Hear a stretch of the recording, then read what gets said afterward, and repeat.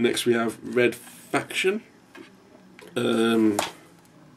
First person shooter by the looks of it.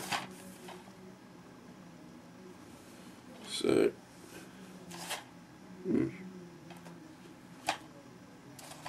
so that's a bit. I haven't actually played it, so neither have I played the sequel, which I've got, Red Faction 2. But I presume they're pretty good because I've heard some pretty good stuff about it. Next we have Shadow the Hedgehog. Not necessarily the best Sonic-based game in the series, but one I've enjoyed because of like this sort of dark attitude, and we get guns and that. So it's a reasonably good game. Not the best, but still one I enjoy. Next is Silent Hill 2. Yeah, I got this recently. Well, thanks to Chips, who got me interested in looking at this game actually, and so thank you, Chips, if you're watching. And well, I haven't actually played it yet, but I'm planning to soon. It looks pretty good. They're another game by Konami. You see, Konami is one of my favourite gaming companies. And next we have SmackDown Just Bring It. One of my first games actually, and I really enjoyed spending much time when I was a kid when I first got my PS2. So yeah, that's a pretty good game, if you're a wrestling fan anyway. Next we have, sorry I got cold by the way, SOCOM 2. I haven't actually played it. I'm sorry I haven't played half these games, but you know, I just got them in the collection. I'll have to try it out at some point. Next we have Sonic Heroes, another classic Sonic game where you work as a free, and you can have up to 2 players actually. Yep, so, and you got all these different teams and different storylines, so that's pretty good. Next we have, back to the Spyro series, Spyro Enter the Dragon. Yep, first Spyro game I got. I'm not sure when I got it exactly, but it was a while ago. So I think I managed to complete this reasonably easy. So check that out if you're a Spyro fan at least. Okay, last pile, and it's a pretty big pile. Next one we have Spyro Hero's Tale. Another one I managed to complete easily enough. We get to play as multiple characters. So yeah, that one's pretty good. Okay, Spider-Man, based off the movie. I managed to complete that only by using cheats because it does get pretty harder in later levels. Yeah, and also you can unlock the Green Goblin as a playable character, although you take on Harry Osborn as the Green Goblin rather than Norman Osborn, if that makes any sense. But it's not a bad movie-based game.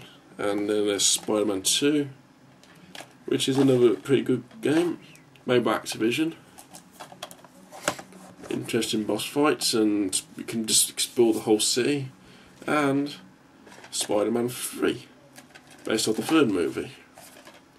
Yep, so this game is pretty good. I'm nearly completed. I've just got up to Venom, so I've got to find a way of beating him because he's pretty hard. Just got to press the right buttons and that. Now it's a Star Wars series made by LucasArts, Star Wars Bounty Hunter. Yes, I managed to complete it by using cheats yet again, but this is a pretty good game. I'd say this should have been the first movie, episode 1. This should have been. That's my opinion though. Or should be made into a movie. Next we have Star Wars Battlefront. That's a pretty good game. Yet to battle from all the movies and that, all the scene. Another game that looks like. And Star Wars Battlefront 2. Yes, another great game. And this time you can use Jedis or heroes, which is pretty cool. And Siths, depending on what side you're on. And the Getaway. So it reminds me of Grand Theft Auto. So I've got that reasonably cheap as well, about £1 I think from CX. So yeah, and still yet to play it. So now an Lord of the Rings game, The Hobbit. It looks interesting. You need a bit of stealth and puzzle solving and all that, but still got to get around to playing that one. I know. Now the new series of Spyro games. Legend of Spyro: A New Beginning. I've played a bit of it. It seems alright. The voice acting's pretty good, but I haven't, and the gameplay seems reasonable as well. I'm not sure about the plot though, but it's still they're trying to bring it back. Next we have Legend of Spyro: The Eternal Night, the second in the series. I haven't got the third one yet. Plan to get it on the PS3 eventually. I haven't played this one yet, but I'm sure it's similar to this one. Okay, now Lord of the Rings. Okay, this is not based on the movie, it's more based on the book. So I haven't actually played it to see if it's any good, but it should be. It's Lord of the Rings. Most Lord of the Rings games are good. Next we have The Two Towers. Yeah. Surprisingly, this is a pretty hard game actually, but it's pretty fun. I managed to get up to Edoros level.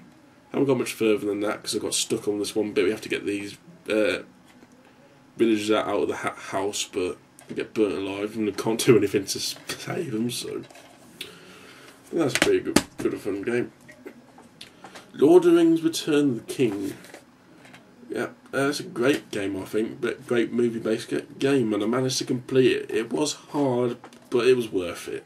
And plus all the extras you get as well. You get to play as most of the Fellowship pretty much, which is cool. And see it's building up again.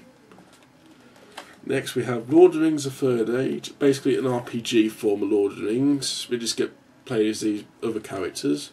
I managed to get past the Balrog, managed to beat him, but I haven't got much further than that though. So, but what I've played of it is a pretty good game. Next we have True Crime Streets Valet, which I managed to complete. Yeah, basically Grand Theft Auto again, but you're a cop instead of a criminal or gangster, whatever. Another game by Activision. And also there's this. I'm not sure if there's a sequel, but it's in the series of True Crime New York City. Now what I've played of it has been good, but the problem is the controllers get stuck for some reason. I play it on my PS3, which is backwards compatible, but whether it's due to compatibility, I'm having problems with the controller, I don't know. But still. Splinter Cell, got that pretty cheap. Played a bit of it. It seems alright. It's basically Metal Gear Solid clone. Well, not a clone, but based on that sort of thing. But Ubisoft. We got another one. Splinter Cell Pandora Tomorrow. Yep, I haven't played that one yet, but I'm sure it's similar to this one. Yeah, I'm sorry I haven't played many of these games, but you know, if I haven't got the time, I ain't got the time to play. And this is another game review. Yu-Gi-Oh! Jewels of the Roses. Yeah, with the two fingers of doom pointing at you. Yeah, well, not the greatest game. It's decent. I mean, like, I like the sort of strategy involved and all that, and so for that I'll give it credit for trying. But other than that, it's not a must-have for the system. And Zone of the Enders, probably an underrated game because made by Konami and also the people who made Metal Gear Solid series. So I'm looking for number two, but that's pretty expensive, and I've got to try and find a decent copy of that. So, in conclusion, that's all the games I have so far for the PS2. That is 56 games in total. I know that's a lot.